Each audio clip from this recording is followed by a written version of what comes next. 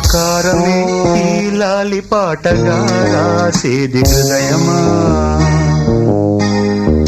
ఉమాదేవిగా శివుని అర్ధభాగమైనాలోన నిలువుమా. శుభలా